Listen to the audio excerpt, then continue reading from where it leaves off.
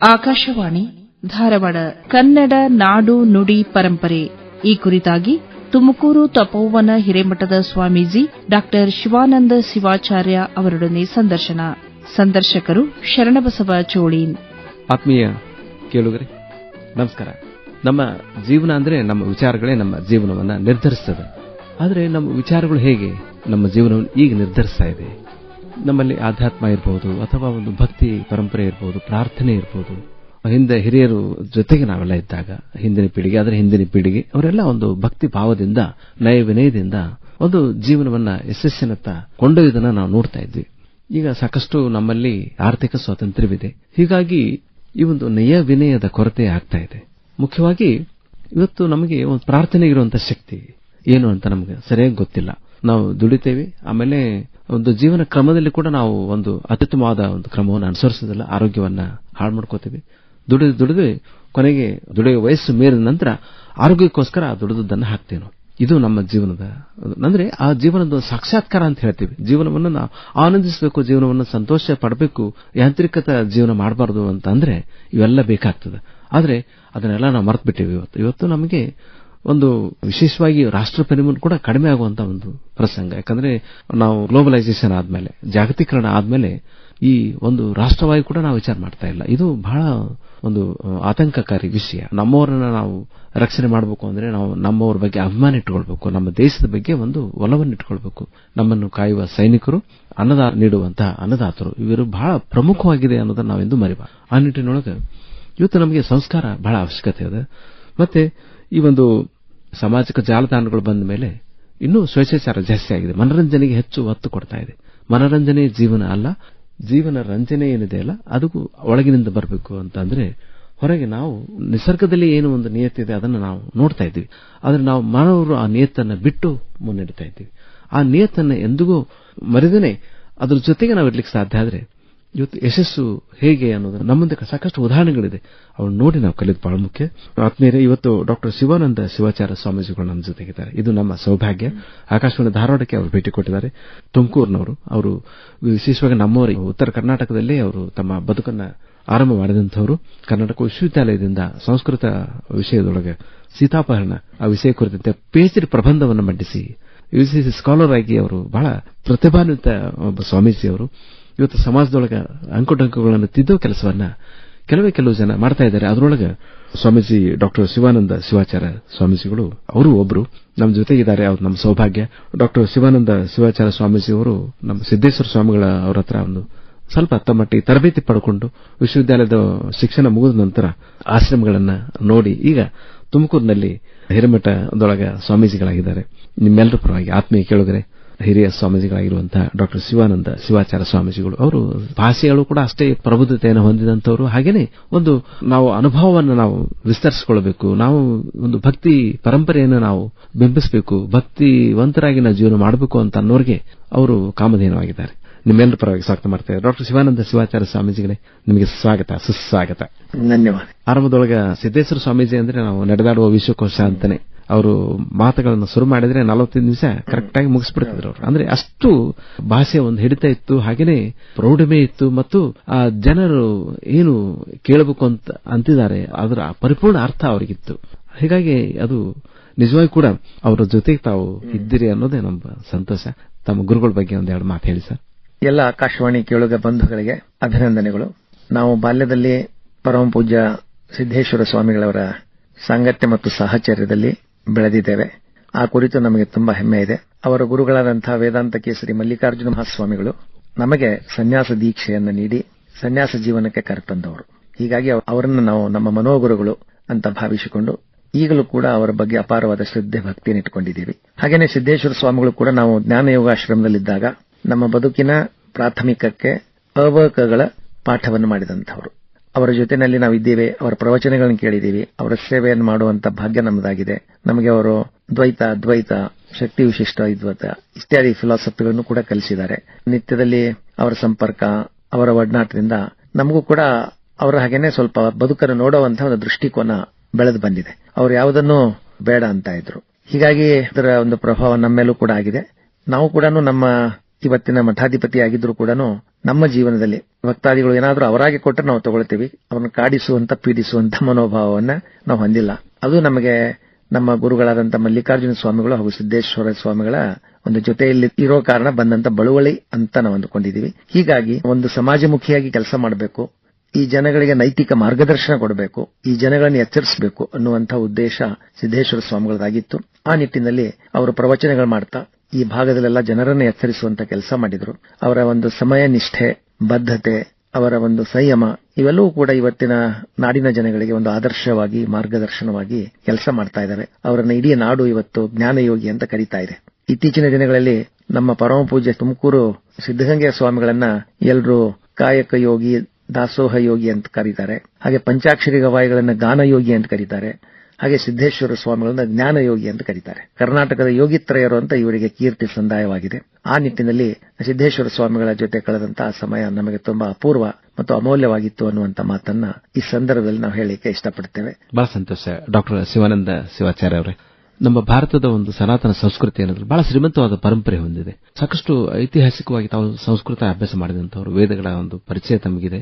ಆಮೇಲೆ ಕನ್ನಡ ಸಾಹಿತ್ಯವಂತೂ ಬಹಳ ವಿಜೃಂಭಿಸಂತ ನಮ್ಮ ಕರ್ನಾಟಕದೊಳಗೆ ಹಳೆಗನ್ನಡ, ನಡುಗನ್ನಡ, ನವೋದಯ ಮತ್ತು ಹಾಗೆ ನವ್ಯೋತ್ತರ ವಿಶೇಷವಾಗಿ ವಚನ ಸಂಪ್ರದಾಯ, ಆಮೇಲೆ ದಾಸ ಪರಂಪರೆ ಬಹಳ ವೈವಿಧ್ಯಮಯವಾಗಿ ನಮ್ಮ ಕರ್ನಾಟಕ ಸಂಸ್ಕೃತಿ ಕೂಡ ಅಷ್ಟೇ ವಿಭಿನ್ನವಾಗಿ ನಮ್ಮ ಜನರಿಗೆ ಒಂದು ದೊರಕಿದೆ. ಈ ಒಂದು ಸಂಸ್ಕೃತಿಯ ಒಂದು ಪರಿಚಯ ನಾವು ಪೀಳಿಗೆಯವರಿಗೆ ಅದರಿಂದ ವಿಮುಖರಾಗ್ತಾ ಇದ್ದಾರೆ.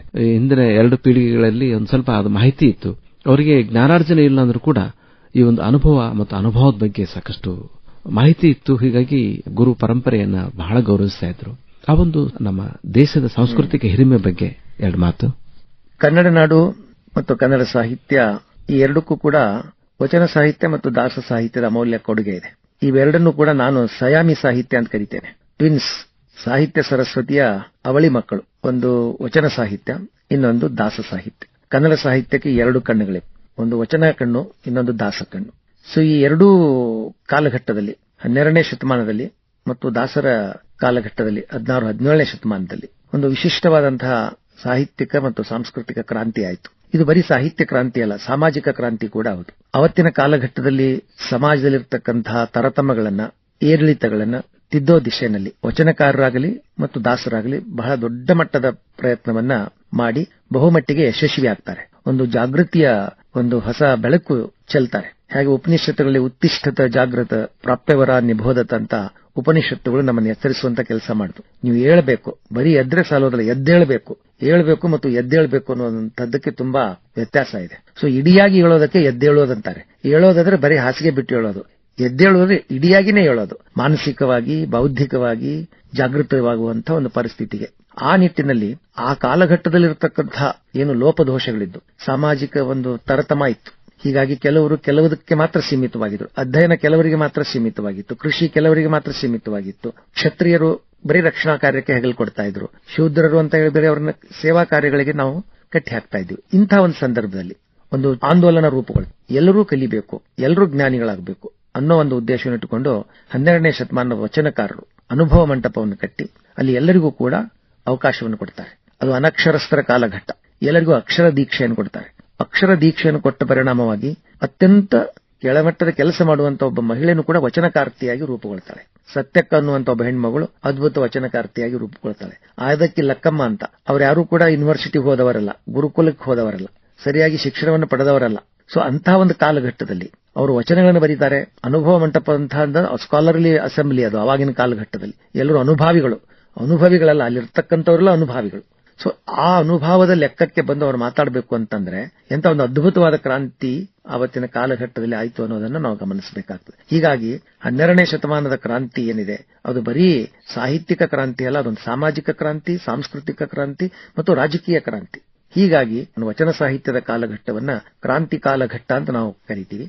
ಹಾಗೆಯೇ ದಾಸರು ಕೂಡ ಕುಲವೆಂದು ಹೊಡೆದಾಡಬೇಡಿರಿ, ಬಡದಾಡಬೇಡಿ ಅಂತ ನಮ್ಮ ಕನಕದಾಸರು ಇವರೆಲ್ಲ ಹೇಳ್ತಕೊಂಡ್ ಬರ್ತಾರೆ. ಅವಾಗಿನ ಕಾಲದಲ್ಲೂ ಈ ತಾರತಮ್ಯದ ವಿರುದ್ಧ ಒಂದು ಹೋರಾಟವನ್ನ, ಒಂದು ಆಂದೋಲನವನ್ನ ಅದು ಸೃಷ್ಟಿ ಮಾಡಿಕೊಡ್ತಾರೆ. ಅವತ್ತಿನ ಹೋರಾಟ ಕೂಡ ಕೇವಲ ಸಾಹಿತ್ಯಕ್ಕೆ ಮಾತ್ರ ಸೀಮಿತವಾಗಿರದೆ ಅವರಿಗೆ ತಾವು ಸಾಹಿತಿಗಳಾಗಬೇಕು, ಅನ್ಸ್ಕೊಳ್ಬೇಕು, ಪ್ರಶಸ್ತಿ ತಗೊಳ್ಬೇಕು ಅನ್ನುವಂತ ಇಚ್ಛೆ ಇರಲಿಲ್ಲ. ಸಮಾಜದಲ್ಲಿ ಒಂದು ಬದಲಾವಣೆ ಆಗಬೇಕು, ಅವರ ಸಾಹಿತ್ಯ ರಚನೆಯ ಉದ್ದೇಶ ಏನು ಅಂದ್ರೆ ಸಮಾಜದಲ್ಲಿ ಬದಲಾವಣೆ ಆಗಬೇಕು, ಸಮಾಜಕ್ಕೆ ಒಂದು ಹೊಸ ಸ್ಪರ್ಶ ನೀಡಬೇಕು, ಅಲ್ಲಿಯ ತಾರತಮ್ಯ ಇಕ್ವಾಲಿಟಿ ಬರಬೇಕು, ಎಲ್ಲರೂ ಕೂಡಿ ಬಾಳೋಣ, ಕೂಡಿ ಬಾಳಿದರೆ ಸ್ವರ್ಗ ಸುಖ. ಈಗ ನಮ್ಮ ಸಿದ್ಧಾಂತ, ನಮ್ಮ ಉಪನಿಷತ್ತುಗಳು ಕೂಡ ಹೇಳಿದ್ದು ಅದನ್ನೇ. ನಾವು ಒಬ್ಬರೇ ಸುಖವಾಗಿರ್ಬೇಕು ಅಂತ ಎಂದೂ ಇಷ್ಟಪಟ್ಟವರಲ್ಲ. ಸಹನಾಭವತು ಸಹನೋ ಭುನಕ್ತು ಸಹವೀರ್ಯಂಕರವಾವಹೈ ತೇಜಸ್ವಿನಾವಧೀತಮಸ್ತು ಮಾ ವಿದ್ವಿಷಾವಹೈ.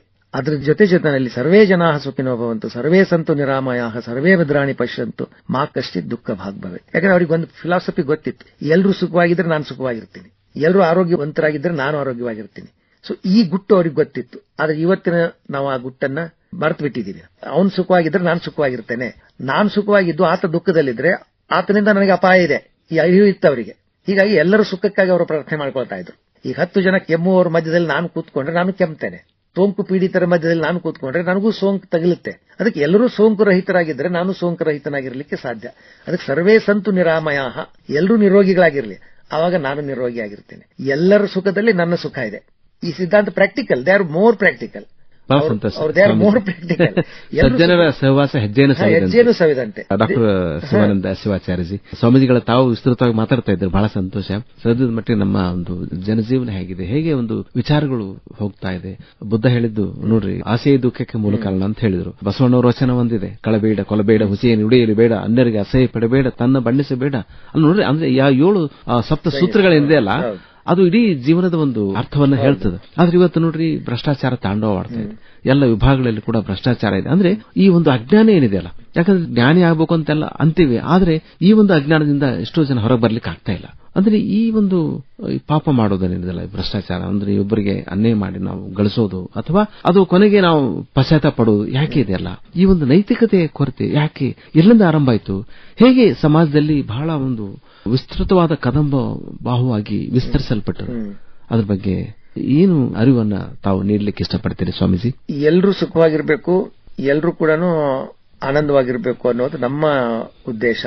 ಋಷಿಮುನಿಗಳ ಉದ್ದೇಶ ಕೂಡ ಅದೇ ಆಗಿತ್ತು. ಆದರೆ ಇತ್ತೀಚಿನ ದಿನಗಳಲ್ಲಿ ನಾನೊಬ್ಬನೇ ಸುಖವಾಗಿರ್ಬೇಕು, ನನ್ನ ಪರಿವಾರ ಮಾತ್ರ ಸುಖವಾಗಿರ್ಬೇಕು ಅನ್ನುವಾಗ ನೈತಿಕ ಅಧಪತನ ಶುರು ಆಗುತ್ತೆ. ನನ್ನ ಫ್ಯಾಮಿಲಿ ಮಾತ್ರ ಸುಖವಾಗಿರ್ಲಿ ಅಂತಂದಾಗ ನಾನು ಇತರ ಫ್ಯಾಮಿಲಿಗಳು ಮೇಲೆ ಬರದ ಹಾಗೆ ನೋಡ್ಕೊಳ್ತೇನೆ. ಸೊ ಹೀಗಾಗಿ ಒಂದು ಸಾಮಾಜಿಕ ಒಂದು ಇಂಬ್ಯಾಲೆನ್ಸ್, ಅಸಮತೋಲನ ಸೃಷ್ಟಿಯಾಗುತ್ತೆ. ಅದಕ್ಕೋಸ್ಕರ ನೈತಿಕತೆ ಅನ್ನೋದು ಅವಾಗೆ ಬಿದ್ದು ಹೋಗೋದು. ನಮ್ಮ ಹಿರಿಯರ ಚಿಂತನೆಗಳನ್ನ, ನಮ್ಮ ಆಚಾರ್ಯರ ಚಿಂತನೆಗಳನ್ನ, ನಮ್ಮ ಉಪನಿಷತ್ತುಗಳ ಚಿಂತನೆಗಳನ್ನ, ವಚನಕಾರರ ಚಿಂತನೆಗಳನ್ನ, ದಾಸರ ಚಿಂತನೆಗಳನ್ನ ನಾವು ಮುಂದಿಟ್ಟುಕೊಂಡ್ರೆ ನೈತಿಕತೆ ಕುಗ್ಗುವ ಪರಿಸ್ಥಿತಿನೇ ಇಲ್ಲ. ಆದ್ರೆ ಇವತ್ತು ಪ್ರಸ್ತುತ ಸಮಾಜದಲ್ಲಿ ಏನಾಗ್ತಾ ಇದೆ ಅಂದ್ರೆ, ಯಾರು ನಮಗೆ ಬುದ್ಧಿ ಹೇಳಿದ್ದಾರೆ, ಅವ್ರನ್ನ ಪೂಜೆ ಮಾಡ್ತಾ ಇದೀವಿ, ಅವರ ತತ್ವವನ್ನು ಪೂಜೆ ಮಾಡ್ತಾ ಇಲ್ಲ.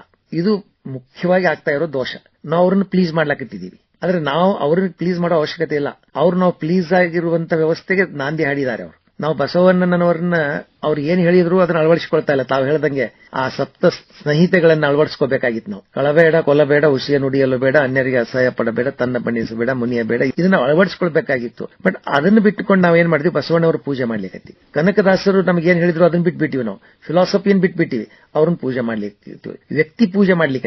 ಯಾವಾಗ ವ್ಯಕ್ತಿ ಪೂಜೆ ಮಾಡ್ಲಿಕ್ಕೆ ಶುರು ಮಾಡ್ತಾನೆ ಮನುಷ್ಯ, ಅವಾಗ ನೈತಿಕವಾಗಿ ಅಧಪತನ ಆಗ್ತಾನೆ. ತತ್ವ ಪೂಜೆ ಮಾಡಬೇಕು, ನಾವು ತಾತ್ವಿಕರಾಗಬೇಕು, ಸಾತ್ವಿಕರಾಗಬೇಕು. ಆವಾಗ ನಾವು ಸರ್ವಾಂಗೀಣ ಪ್ರಗತಿಯನ್ನು ಮಾಡ್ಕೊಳ್ಳಿಕ್ಕೆ ಸಾಧ್ಯ ಇದೆ. ನಾವು ವ್ಯಕ್ತಿ ಪೂಜೆ ಮಾಡಿದಾಗ ನಾವು ನೈತಿಕವಾಗಿ ಗಟ್ಟಿಯಾಗಿರ್ಲಿಕ್ಕೆ ಸಾಧ್ಯನೇ ಆಗೋದಿಲ್ಲ. ಅದಕ್ಕೋಸ್ಕರ ನಾವು ಅನೇಕ ಕಡೆಗಳು ಹೇಳ್ತೀವಿ. ಇತ್ತೀಚಿನ ದಿನಗಳಲ್ಲಿ ಕೂಡ ನಾವು ಸಿಕ್ಕಾಪಟ್ಟೆ ಜಯಂತಿಗಳನ್ನು ಮಾಡ್ತಾ ಇದೀವಿ. ಜಯಂತಿಗಳನ್ನು ಮಾಡೋದ್ರಿಂದ ಅವ್ರಿಗೆ ಖುಷಿ ಆಗುತ್ತಾ?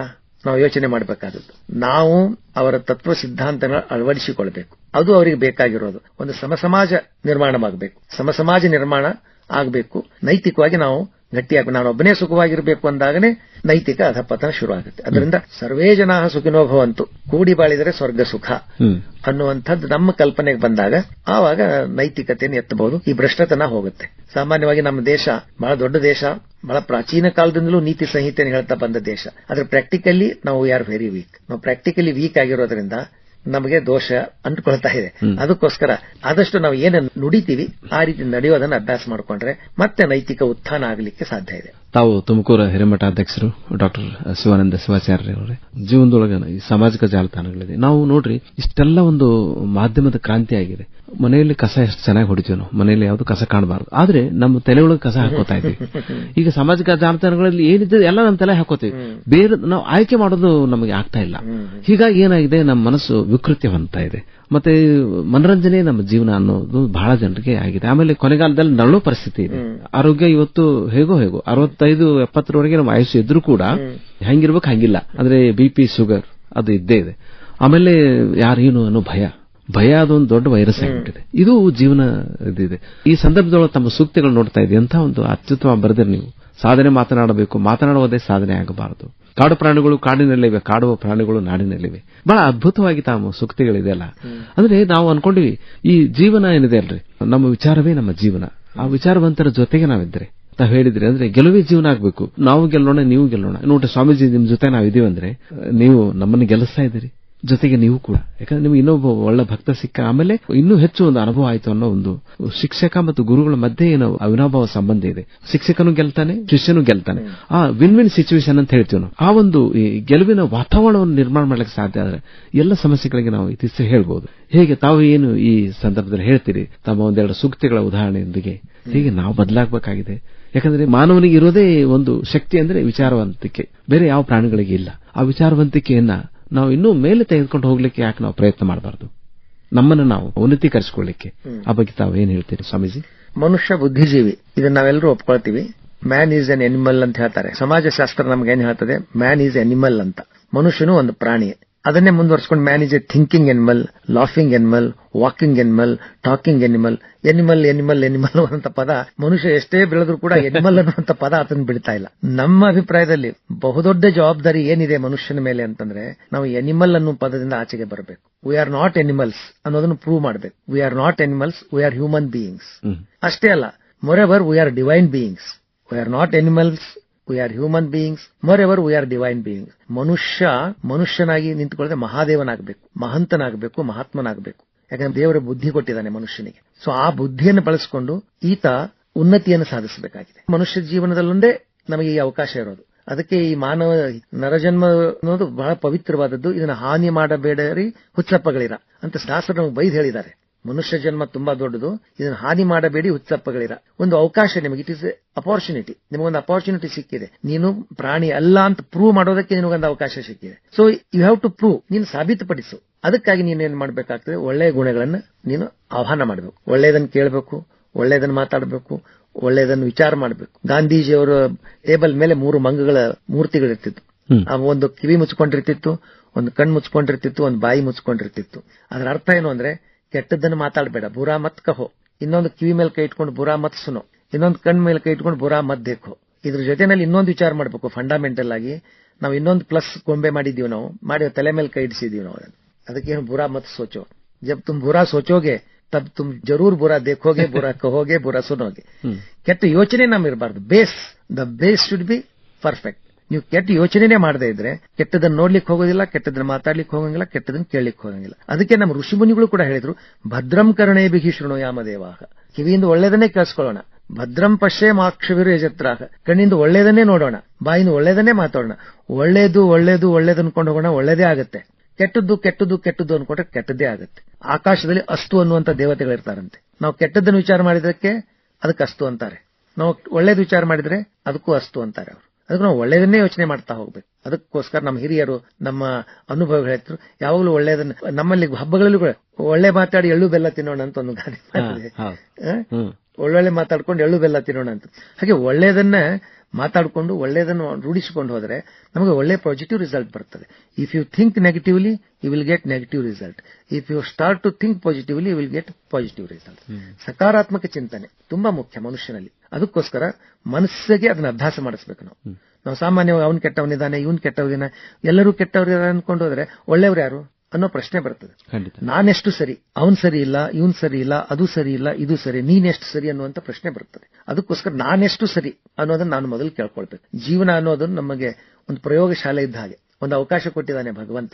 ನಾವೆಲ್ಲರೂ 4 ದಿನಕ ಚಾಂದನಿ ಮತ್ತೆ ಹೋಗ್ಲೇಬೇಕು ನಾವು. ನಾನು ಅನೇಕ ಕಡೆಗಳು ಹೇಳ್ತಿರ್ತೀನಿ, ಗಣಪತಿ ಪೂಜೆ ಇದ್ದಂಗೆ. ಗಣಪತಿ ಒಂದು ಫಿಲಾಸಫಿ ಹೇಳ್ತಾನೆ. ನಾವೆಲ್ಲರೂ ಗಣಪತಿ ಪೂಜೆ ಮಾಡ್ತೀವಿ. ಗಣಪತಿ ಪೂಜೆ ಮಾಡುವಾಗ ಏನ್ ಮಾಡ್ತೀವಿ?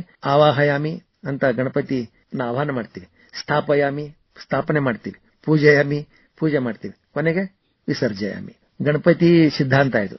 ನನಗೆ ಆವಾಹಯಾಮಿ, ಸ್ಥಾಪಯಾಮಿ, ಪೂಜೆಯಾಮಿ, ವಿಸರ್ಜಯಾಮಿ. ನಮ್ಮ ಲೈಫ್ನು ಕೂಡ ಹಾಗೆ ತಾನೆ.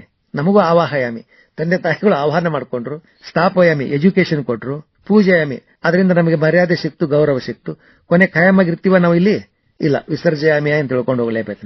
ಡಾಕ್ಟರ್ ಶಿವಾನಂದ ಶಿವಾಚಾರ್ಯ ಸ್ವಾಮೀಜಿ ಅರಿವೆ ಗುರು ಅಂತ ಹೇಳ್ತಾರೆ. ಈಗ ತಾವು ಹೇಳೋ ವಿಷಯಕ್ಕೆ ಬರೋದಾದ್ರೆ ಇದರ ಅರ್ಥ ಬಹುಶಃ ಭಕ್ತಿಯ ಕೊರತೆ ನಮ್ಮಲ್ಲಿ ಕಾಣ್ತಾ ಇದೆ. ಒಂದ್ ಮಾತು ಇದೆ ಅಲ್ರಿ, ಬಹಳ ಜನಜನಿತವಾಗಿರುವಂತದ್ದು, ಹರಮುನಿದರೆ ಗುರು ಕಾಯುವ, ಗುರು ಮನಿದರೆ ಹರ ಕಾಯ. ಅಂದ್ರೆ ನಾವೆಲ್ಲ ಭಕ್ತಿ ಪರಂಪರೆಯೊಳಗೆ ಬಂದಂತವ್ರು. ನಮ್ಮ ಇಲ್ಕಲ್ಲ ಸಿದ್ದರಾಮ ಶಿವಾಚಾರ್ಯ ಸ್ವಾಮಿಗಳು ನಮ್ಮ ಗುರುಗಳು ನಮ್ಮೆಲ್ಲ ಕಾರ್ಯಕ್ರಮಕ್ಕೂ ಬರ್ತಿದ್ದಾರೆ. ಗೃಹ ಪ್ರವೇಶ ಆಗಿರ್ಬೋದು, ಮದುವೆ ಆಗಿರ್ಬೋದು, ಯಾವುದೋ ಒಂದು ಸಮಾರಂಭಕ್ಕೂ ಬರ್ತಿದ್ರು. ಏನಾದ್ರು ತೊಂದರೆ ಆದ್ರೂ ಕೂಡ ನಮಗೆ ಸಹಕಾರ ಮಾಡ್ತಿದ್ರು. ಮತ್ತೆ ಏನಾದ್ರು ನಮಗೆ ಸಲಹೆ ಬೇಕು ಅಂದ್ರೆ ಸ್ವಾಮೀಜಿ ಹತ್ರ ಹೋಗ್ಕೂತ ಅವ್ರು ಹೇಳಿದ ಮಾತು ಕೇಳ್ತಿದ್ದೆ ನಾವು. ಹೀಗಾಗಿ ನಮ್ಮ ತಂದೆ, ನಮ್ಮ ಅಜ್ಜ ಅವರ ಕಾಲದಿಂದಲೂ ಈ ಗುರು ಪರಂಪರೆ ಅನ್ನೋದು ಇತ್ತು. ಈಗ ಅದು ಮಾಯ ಆಗಿದೆ. ಮುಖ್ಯವಾಗಿ ಅಂತಂದ್ರೆ ಆ ಭಕ್ತಿಯ ಒಂದು ಮಾಯ ಆಗಿರೋದು ಈ ಒಂದು ಸಮಸ್ಯೆಗಳಿಗೆ ಆಹ್ವಾನವನ್ನು ಕೊಟ್ಟಿದೆ. ಅಂದ್ರೆ ನಮಗೆ ಒಬ್ರು ಗುರುಗಳು ಬೇಕು, ನಮಗೆ ಮುನ್ನಡೆಸಲಿಕ್ಕೆ ಒಬ್ರು ಗುರು ಬೇಕು ಅನ್ನೋ ಕಲ್ಪನೆ ಏನಿದೆ ಅಲ್ಲ, ಅರಿವು, ಅದು ಯಾಕೆ ಮಾಯ ಆಗ್ತಾ ಇದೆ? ಅದರ ಒಂದು ಪರಂಪರೆ ತಾವು ಸ್ವಾಮೀಜಿಗಳಾಗಿ ಎಲ್ಲ ಕಡೆ ತಾವು ದರ್ಶನ ನೀಡ್ತಾ ಇದ್ದೀರಿ. ಲೌಕಿಕದಿಂದ ಹೋದ್ರೂ ಕೂಡ ಲೌಕಿಕವನ್ನು ತಿದ್ದುವಂತ ಪ್ರಯತ್ನವನ್ನು ಮಾಡ್ತಾ ಇದ್ದೀರಿ. ಈ ತಮ್ಮ ಅನುಭವದೊಳಗೆ ಹೇಳಿ, ಯಾಕೆ ಈ ಒಂದು ಭಕ್ತಿ ಪರಂಪರೆಯ ಮಾಯ ಆಗುವಿಕೆ ನಡೀತಾ ಇದೆ? ಇದರಿಂದ ಆಗುವಂತಹ ಅನಾಹುತಗಳು ನಿಲ್ಲಬೇಕು ಅಂದ್ರೆ ಭಕ್ತಿ ಪರಂಪರೆ ಬೇಕಾ, ಹೇಗೆ?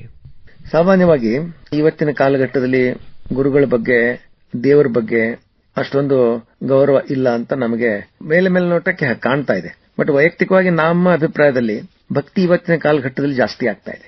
ಯಾವಾಗ ಭಯ ಜಾಸ್ತಿ ಆಗ್ತದೆ ಅವಾಗ ಭಕ್ತಿನೂ ಜಾಸ್ತಿ ಆಗ್ತದೆ. ಭಕ್ತಿಗೂ ಭಯಕ್ಕೂ ಅವಿನಾವ ಭಾವ ಸಂಬಂಧ ಇದೆ. ಹೀಗಾಗಿ ಭಯ ಜಾಸ್ತಿ ಆಗ್ತಾ ಇದೆ. ಇವತ್ತು ಬದುಕಿನ ಬಗ್ಗೆ ಭಯ ಇದೆ ನಮಗೆ.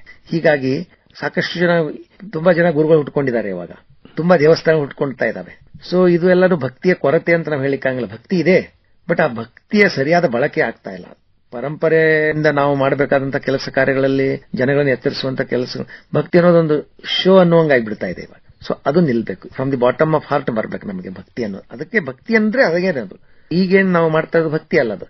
ಹಾಗಾಗಿ ತಾವು ಹೇಳದಂಗೆ ಹರಮುನಿದರೆ ಗುರು ಕಾಯುವ ಅನ್ನುವಂತಹ ಒಂದು ಆ ಶ್ರದ್ಧಾ, ಒಂದು ಅತ್ಯಂತ ಹಾರ್ದಿಕವಾದಂತಹ ಶ್ರದ್ಧೆ ಬೇಕು. ಆಮೇಲೆ ಪ್ರಣಿಪಾತೇನ ಸೇವಯ, ಪರಿಪ್ರಶ್ನೆಯನ್ನ ಪ್ರಣಿಪಾತೇನ ಸೇವಯ ಅಂತ ನಮ್ಮ ಸಂಸ್ಕೃತದಲ್ಲಿ ಹೇಳ್ತೀವಿ ನಾವು. ಹಾಗೆ ಗುರುಸ್ಥಾನಕ್ಕೆ ನಾವು ಬೆಲೆಯನ್ನೇ ಕೊಡಬೇಕು. ಇವತ್ತೆಲ್ಲರೂ ಕೂಡ ನಾವೆಲ್ಲ ಸಿನಿಕವಾಗಿ ವಿಚಾರ ಮಾಡ್ತೀವಿ. ಯಾರ ಬಗ್ಗೆಯೂ ಗಂಭೀರವಾಗಿಲ್ಲ, ನಾವು ಯಾರ ಬಗ್ಗೆಯೂ ಸೀರಿಯಸ್ನೆಸ್ ಇಲ್ಲ ನಮಗೆ. ನಮ್ಮ ಗುರುಗಳ ಬಗ್ಗೆ ಸೀರಿಯಸ್ನೆಸ್ ಇಲ್ಲ. ನಮ್ಮ ದೇವರುಗಳನ್ನು ಕೂಡ ತಮಾಷೆ ಮಾಡೋ ಕಾಲಘಟ್ಟದಲ್ಲಿ, ಗುರುಗಳನ್ನು ಕೂಡ ತಮಾಷೆ ಮಾಡೋ ಕಾಲಘಟ್ಟ, ಒಂದು ಸಿನಿಕ ಮನಸ್ಥಿತಿ ಬೆಳೆದಿದೆ. ಸೊ ಇದು ತುಂಬಾ ಅಪಾಯಕಾರಿ. ಸೊ ಇದರಿಂದ ನಾವು ಹೊರಗೆ ಬರಬೇಕು. ಹೀಗಾಗಿ ಇದರಿಂದ ಹೊರಗೆ ಬರಬೇಕು ಅಂತಂದ್ರೆ ನಾವು ಈ ಸಿಸ್ಟಮ್ ಅನ್ನು ಬದಲಾಯಿಸಬೇಕು. ನಾವೇನ್ ಮಾಡ್ತಾ ಇದೀವಿ, ಒಂದೇ ಒಂದು ಮಾತಿನಲ್ಲಿ ಸಿಸ್ಟಮ್ ಸರಿ ಇಲ್ಲ, ಸಿಸ್ಟಮ್ ಸರಿ ಇಲ್ಲ, ಇಕೋ ಸಿಸ್ಟಮ್ ಸರಿ ಇದೆ, ಈಗೋ ಸಿಸ್ಟಮ್ ಇದೆಯಲ್ಲ ಅದು ಇಕೋ ಸಿಸ್ಟಮ್ ಅನ್ನು ಹಾಳು ಮಾಡ್ತಾ ಇದೆ.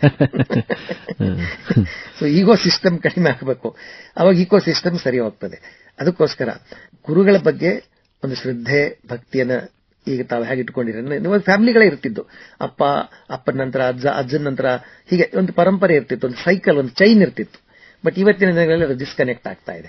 ಸೊ ಅದನ್ನ ನಾವು ಮೂಲವಾಗಿ ಮತ್ತೆ ಅದನ್ನು ಜೋಡಿಸುವಂತ ಕೆಲಸ ಮಾಡಬೇಕು. ಆಮೇಲೆ ಕಾಲದ ಬಗ್ಗೆ, ಕಾಲ ತುಂಬಾ ಕೆಟ್ಟ ಹೋಗಿದೆ ಅನ್ನುವಂತ ಈ ಮನಸ್ಥಿತಿಯನ್ನು ಬಿಟ್ಬಿಡ್ಬೇಕು. ಇವತ್ತು ತುಂಬಾ ಒಳ್ಳೆ ಕಾಲಘಟ್ಟದಲ್ಲಿ ನಾವು ಇದ್ದೀವಿ ಮತ್ತು ಇರೋ ಕಾಲಘಟ್ಟವನ್ನು ನಾವು ಪ್ರೀತಿಸಬೇಕು. ಇವತ್ತು ಸರಿ ಇಲ್ಲ ಅಂತ ತಂದೀವಿ ಅಂತ ಇಟ್ಕೊಳ್ಳಿ. 50 ವರ್ಷದ ಹಿಂದೆ ತುಂಬಾ ಸರಿಯಾಗಿತ್ತು, ಈಗ 50 ವರ್ಷದ ಹಿಂದೆ ನಾನು ಹೋಗಿರ್ಲಿಕ್ಕಾಗತ್ತಾ? ಇಲ್ಲ. ಇವತ್ತು ಸರಿ ಇಲ್ಲ, ಇನ್ನು ಮುನ್ನ 50 ವರ್ಷದ ಮೇಲೆ ತುಂಬಾ ಚೆನ್ನಾಗಿರುತ್ತೆ, ಅವಾಗ ನಾನು ಇರ್ಲಿಕ್ಕೆ ಸಾಧ್ಯ ಆಗತ್ತಾ? ಇಲ್ಲ. ಇವತ್ತು 50 ವರ್ಷಗಳ ಹಿಂದೆನೂ ಕೂಡ ನಾನು ಇರ್ಲಿಕ್ಕಾಗೋದಿಲ್ಲ, 50 ವರ್ಷಗಳ ಆಚೆಗೂ ಕೂಡ ನಾನು ಹೋಗಿರ್ಲಿಕ್ಕಾಗೋದಿಲ್ಲ.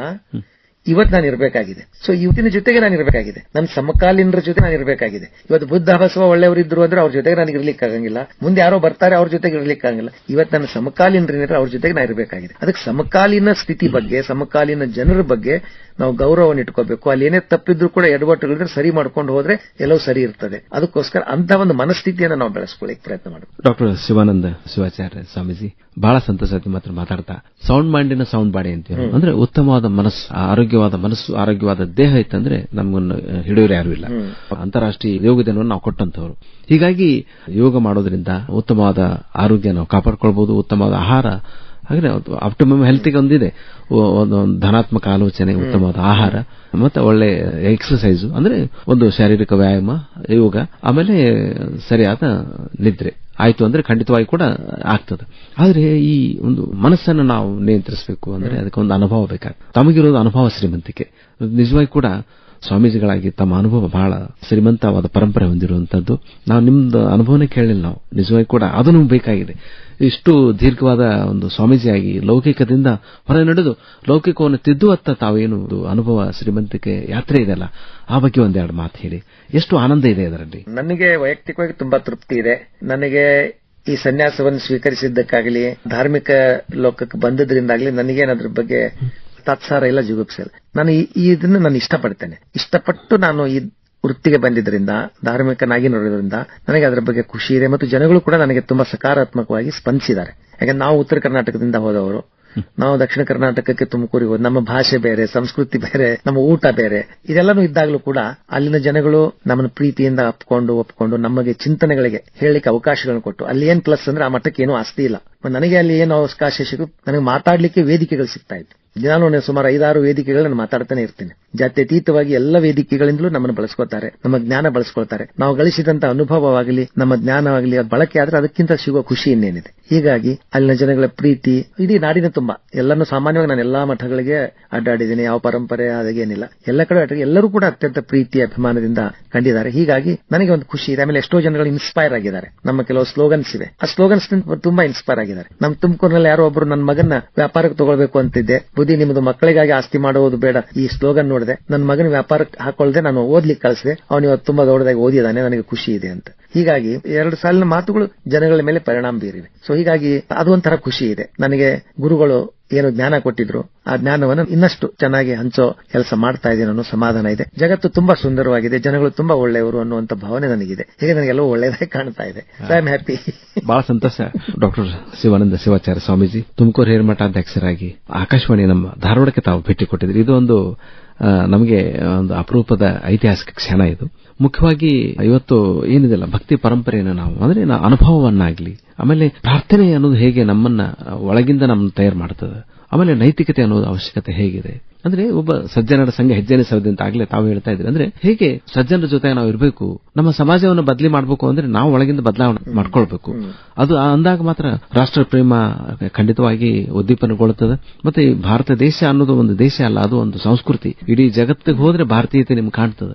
ಅಂತಹ ಒಂದು ಸದೈವಗಳು ನಾವು ತಮ್ಮಂತಹ ಸ್ವಾಮೀಜಿಗಳ ಒಂದು ಸಾಮೀಪ್ಯವನ್ನು ಪಡೆದು, ಅಂದ್ರೆ ಸಾಕಷ್ಟು ಸ್ವಾಮೀಜಿಗಳು ತುಂಬಾ ಅತ್ಯುತ್ತಮವಾದ ಕೆಲಸಗಳು ಮಾಡ್ತಾ ಇದ್ದಾರೆ. ಯಾವುದೇ ಧರ್ಮ ತೆಗೆದುಕೊಂಡ್ರು ಕೂಡ ಅಲ್ಲಿ ಉತ್ತಮವಾದ ಸ್ವಾಮೀಜಿಗಳಿದ್ದಾರೆ. ಅವರ ಒಂದು ನೇತೃತ್ವದೊಳಗೆ ತಾವು ಮನಸ್ಸನ್ನು ಬದಲಿ ಮಾಡಿಕೊಂಡು ಉತ್ತಮವಾದ ವಿಚಾರಗಳನ್ನು ಮಾಡಿ ಜೀವನವನ್ನು ಜಯಿಸುವ ಜೊತೆಗೆ ಸಮಾಜಕ್ಕೆ ನಮ್ಮದೇ ಆದ ಕಾಣಿಕೆಯನ್ನು ಕೊಡ್ಲಿಕ್ಕೆ ಸಮಾಜದ ಎಲ್ಲರೂ ಚಿಂತೆ ಮಾಡುವಂಗಾಗಲಿ ಅಂತ ಹಾರೈಸ್ತಾ ಧನ್ಯೋಸ್ಮಿ. ನಾನು ಧಾರವಾಡದಲ್ಲಿ ಓದಿದಾಗಲೂ ಕೂಡ, ಇಲ್ಲಿ PhD ಮಾಡಿದಾಗಲೂ ಕೂಡ ಇಲ್ಲಿ ಆಕಾಶವಾಣಿಗೆ ನಾನು ಬಂದಿರಲಿಲ್ಲ.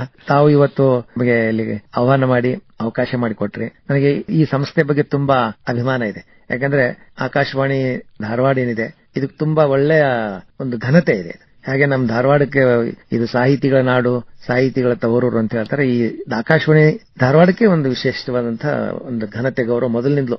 ಆಕಾಶವಾಣಿನಲ್ಲಿ ಧಾರವಾಡದಲ್ಲಿ ಮಾತ್ರ ನಾವು ಗೌರವ ಡಾಕ್ಟರೇಟ್ ಇದ್ದಂಗೆ 75 ವರ್ಷ ಆಚರಿಸ್ತಾ ಇದ್ದೀವಿ. 75ನೇ ವರ್ಷ ಅಮೃತ ಮಹೋತ್ಸವವನ್ನ ಆಚರಿಸುವಂತ ಕಾಲಘಟ್ಟದಲ್ಲಿದೆ. ಈ ಸಂದರ್ಭದಲ್ಲಿ ತಾವೆಲ್ಲರೂ ಇವತ್ತು ನಮ್ಮ ಸಂದರ್ಶನ ಮಾಡಿ ನಮ್ಮ ಕೆಲವು ವಿಚಾರಗಳನ್ನ ಜನಕ್ಕೆ ತಿಳಿಸುವಂತಹ ಕೆಲಸ ಮಾಡಿದಿರಾ. ತಮಗೆ ಅತ್ಯಂತ ಹೃತ್ಪೂರ್ವಕವಾಗಿ ಹಾರ್ದಿಕವಾಗಿ ನಾವು ಶುಭಾಶಯಗಳನ್ನು ತಿಳಿಸ್ತಾ ಇದ್ದೀವಿ. ಧನ್ಯವಾದ ಡಾಕ್ಟರ್ ಶಿವಾನಂದ ಶಿವಾಚಾರ್ಯ ಅವರೇ, ತುಮಕೂರು ಹಿರೇಮಠಾಧ್ಯಕ್ಷರಾದ ತಾವು ಇಲ್ಲಿವರೆಗೂ ಬಂದು ದಯಮಾಡಿಸಿದಿರಿ. ತಮಗೆ ಶಿರಸಾಷ್ಟಾಂಗ ನಮಸ್ಕಾರಗಳು, ಶರಣು ಶರಣಾರ್ಥಿಗಳು. ನಮ್ಮೆಲ್ಲ ಕೇಳುಗರ ಪರವಾಗಿ ಮತ್ತೊಮ್ಮೆ ಅಭಿನಂದನೆಗಳು, ಧನ್ಯವಾದಗಳು, ನಮಸ್ಕಾರ. ಇದುವರೆಗೆ ತುಮಕೂರು ತಪೋವನ ಹಿರೇಮಠದ ಸ್ವಾಮೀಜಿ ಡಾಕ್ಟರ್ ಶಿವಾನಂದ ಶಿವಾಚಾರ್ಯ ಅವರೊಡನೆ ಕನ್ನಡ ನಾಡು ನುಡಿ ಪರಂಪರೆ ಈ ಕುರಿತಾಗಿ ಸಂದರ್ಶನ ಕೇಳಿದಿರಿ. ಸಂದರ್ಶನವನ್ನು ನಡೆಸಿಕೊಟ್ಟವರು ಶರಣಬಸವ ಚೋಳೀನ್. ಸಂಕಲನ ಸುಮಾ ಸುರೇಶ್.